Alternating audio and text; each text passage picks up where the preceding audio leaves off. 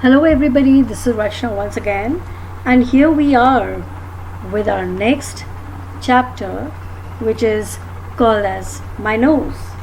And children, this is a poem which I'm sure you're going to really enjoy because off and on we do come across, where we start making fun of ourselves or we dislike what we have within us, and at the same time we have people who make fun of us for that. Well, let's get started. This is My Nose by Gabriel Lieberman. So, children, let's know a little about the poet first. The poet's name is Gabriel Lieberman. He was born in 1951 and he died in 2005. He was an American poet. And he was not just born there, but he was brought up there and he spent his entire life over there in America. Right? His interest was in poetry and he was quite a fine poet. The first poem that he wrote, The Nose, was very much appreciated by a lot of people. So let's understand a little about this poem. So here we go. The poem it starts like, I never chose my nose to be a statement of longevity. Its grandeur lies within its size and the way it looms between my eyes and the way it leads me from meal to meal. Some wonder if the bulbous thing is mine. And is it really real? From my childhood days I wore it like a crown. My mom adored it.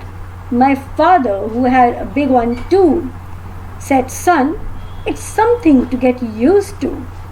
And if children taunt you, don't forget, there are bigger things you will regret.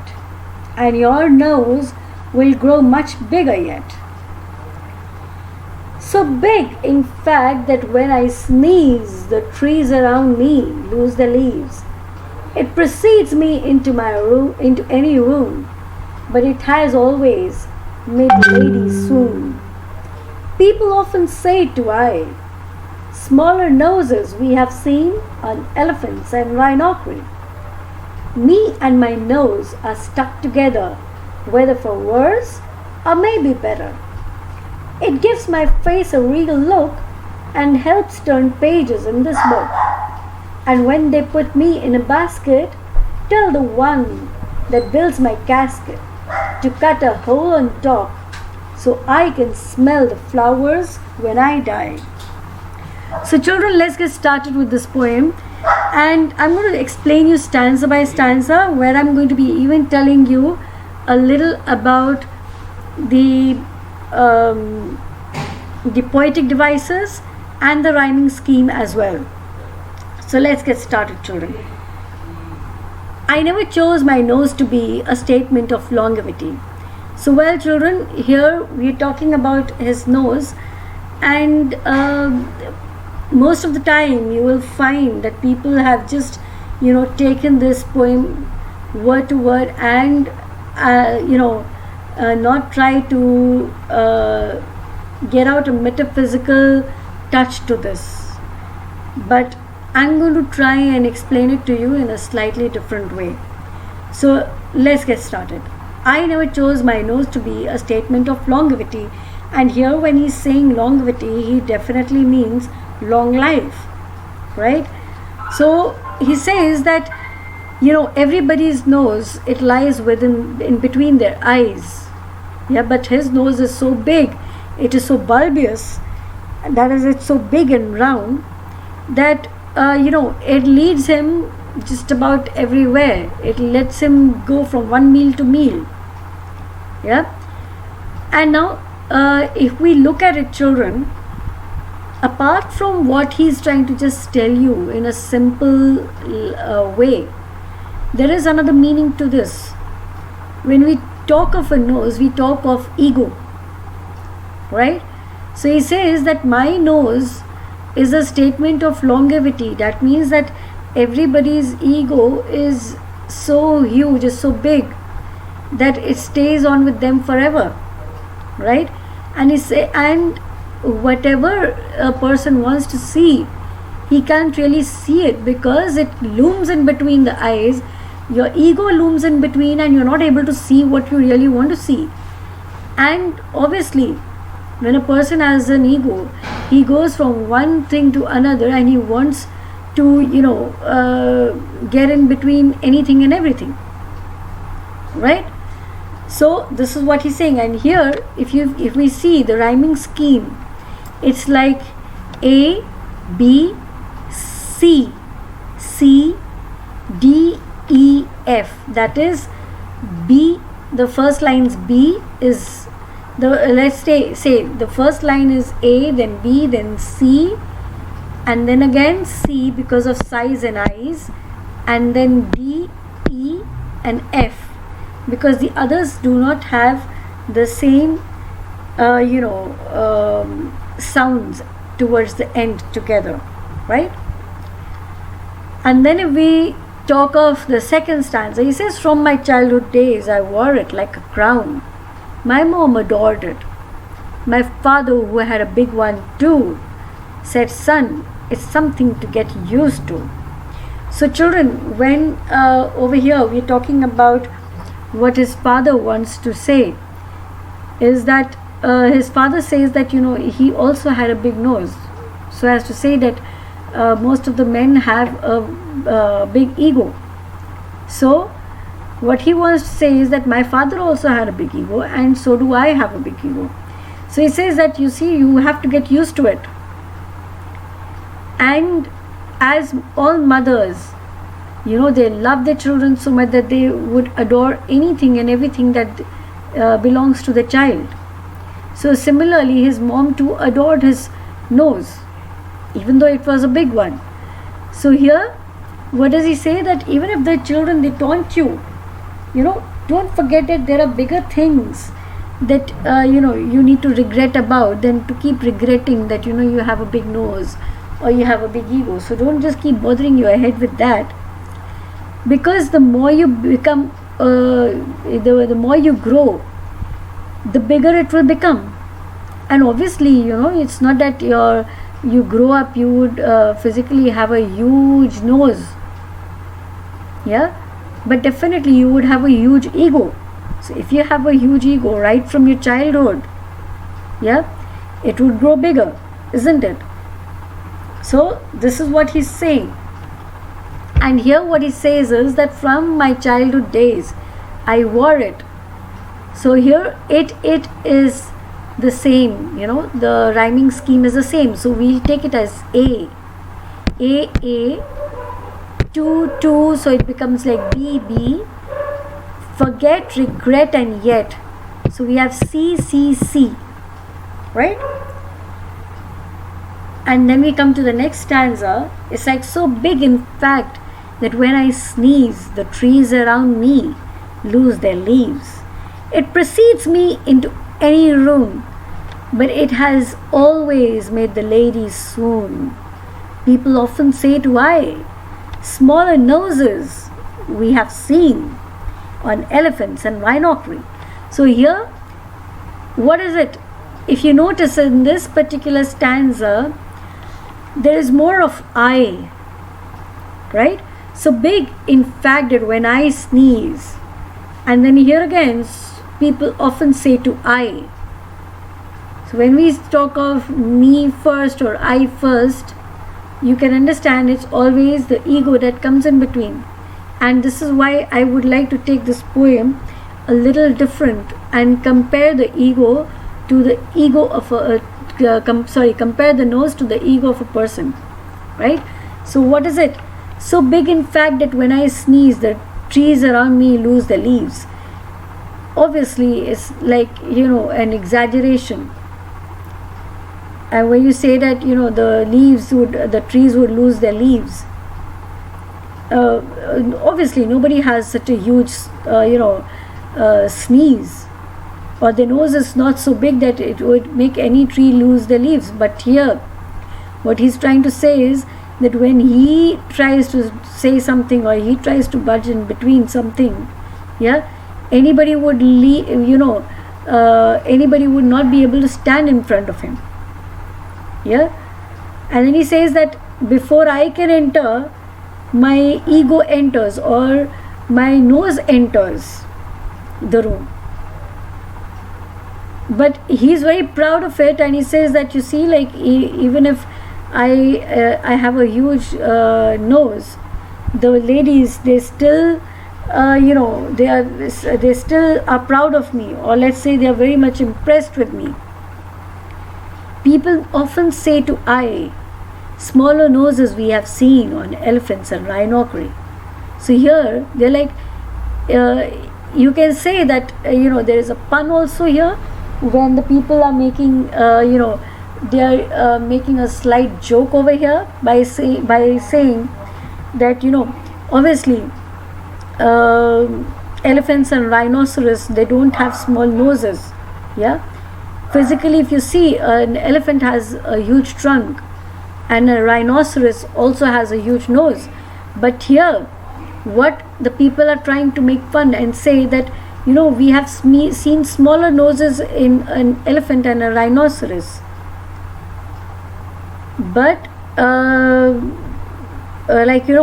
not on someone like you. But if we again look at it the other way around, an elephant, being a huge animal, is yet not someone who gets mad over anything and everything. It's very rare that you come across a mad elephant, right? It's a very docile animal. He is not someone who blows his own trumpet every time. So again we can say that there is a metaphysical touch to this poem, right? So let's go.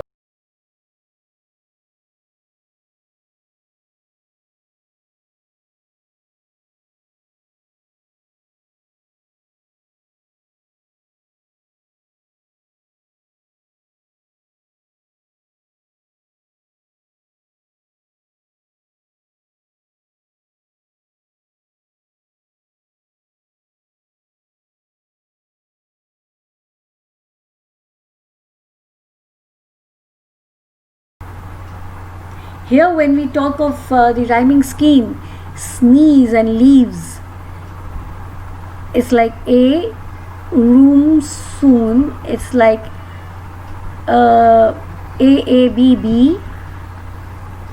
CDE, that is I, seen, rhinocrene. So it's like AABB, CDE. Okay? So next stanza we have, me and my nose are stuck together. Again we have me, I all along in this particular stanza as well. So he says, me and my nose are stuck together, whether for worse or maybe better. Now he says that whatever be the case, me and my nose are both going to live forever together. But then again, it's very obvious that whatever be the case, you will always want you and your ego to be, it's not going to be part from each other. It takes, it's a Herculean task for anybody to, get rid of their ego. So that's what it is. He's not, he makes a statement here that he's not ready to let go his ego, right? And whatever be the case, whether somebody likes it or not, whether it is going to be good for him or bad for him, right, he would still stick along with that nose of his. That is his ego. Because for him it gives it a really regal look. Regal means a royal look, a noble look. But actually, children, if we look at it, people who have super ego, they are not really admired by anybody, no matter how royal you look. And such people, when they are in the middle years of their life, like let's say 40s, they don't really hold on to that regal look, right? So he says that it helps him turn pages in his book. And when they put me in a basket, tell the one that builds my casket to cut a hole on top so I can smell the flowers when I die. So here he says that, my nose helps me turn the pages of the book. And when that is, when he says book over here, he means that, no matter whatever be the case, when I want somebody to do what I want, they just obey. They say, fine, let's go ahead, right? And when they put me in a basket, tell the one who builds my casket. Now here he means that when he dies, and whoever builds his coffin, that the casket is the coffin, whoever builds his coffin, he must build a hole on top so that his nose can, smell the flowers, right? So here also he wants that even when he dies, his ego should be remembered. He should be remembered for that. So here we have the rhyming scheme as together, better, look, book, casket, basket, I and I. So it's like A, B, B, C, C, D and E. Alright? Now let's understand the poetic devices. Most importantly, it's in this particular poem we have a whole lot of touch of hyperbole. Because you see, it's a way of emphasizing what you say by describing it as far more extreme than it really is. That means it's an exaggeration. So all along, if we just look at the literal sense of this particular poem, it has what? An exaggeration. All along, nobody's nose is such that it can, sneeze and the trees would lose the leaves. Or nobody's nose is such that it can be compared to that of an elephant or a rhinoceros. It cannot be that huge, right? So we have hyperbole here, and then we have a simile, because when we talk of simile, we know that it compares with the help of words like and, as, right? So when we say from my childhood days I wore it like a crown, my mom adored it, right? So here we have the word like, and hence a simile. Pun, as I have already explained it while explaining the stanza to you, and basically when a person talks of pun, they say that you may love it or you may leave it, whatever, it's a joke, right? So here when we talk of a pun, they are funny phrases that play on words, double meanings, right? So here we have a double meaning when we're talking of smaller noses, because we know that the poet has a big nose. On elephants and rhinoceros, we all know that an elephant and a rhinoceros have really huge noses, especially when we talk in terms of their size, right? So apart from that, children, let me tell you that there are a few other poetic devices. Now what I want you people to do, I'm not going to tell you those poetic devices right now, yeah, because I have already spoken to you about these poetic devices in my previous poems. So what I would request you to do is that in the comment box below, please mention where you find which poetic device, and then I'll get back to you on that. Alright? So here we come to the end of this particular poem, and I would request you that accept and appreciate yourself the way you are. Accept what you are and appreciate yourself, because only then are people going to really appreciate you and accept you. Alright? So here we come to the end of this particular poem. Have a wonderful day. Thank you so much. Bye-bye.